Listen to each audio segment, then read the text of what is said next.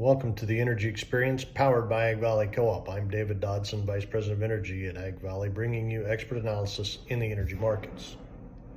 The European Union is set to introduce new sanctions targeting global oil companies in third countries that help Russia bypass existing restrictions. About 12 Chinese and several Indian entities are under review, mainly refineries and traders buying Russian oil against current sanctions. Oil prices have dropped this morning after last week's stable performance and an initial rise spurred by Federal Reserve optimism, which faded later. Over the weekend, the EU rolled out additional sanctions on Russian energy exports following President Trump's renewed call for the EU states to halt Russian oil purchases. Russia continues supplying energy via ship-to-ship transfers and loopholes, with new sanctions aiming to block these routes and close regulatory gaps.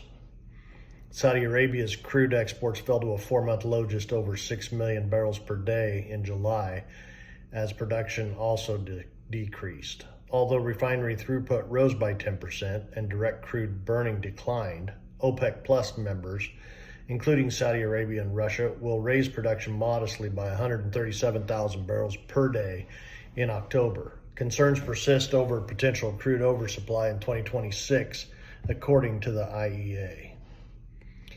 Iraq is increasing oil exports, relaxing OPEC Plus voluntary cuts, with September volumes expected between 3.4 and 3.5 million barrels per day. Despite this, Iraq faces ongoing pressure from OPEC to adhere to the output limits and has proposed compensatory reductions. U.S. energy companies have increased oil and gas rig counts for the third consecutive week, marking the first sustained growth since February, according to Baker Hughes. Oil rigs increased 2 to 418, which is down 70 year over year, while gas rigs held steady at 118, which is up 22 rigs year over year. Of particular note, locally, the DJ-Niobrara shale region, spanning Colorado, Nebraska, Kansas, and Wyoming, reached its highest rig levels since early to mid-2024. Despite lower crude prices, the Energy Information Administration projects that U.S. oil production will rise to 13.4 million barrels per day in 2025, representing an increase of 200,000 barrels per day over 2024.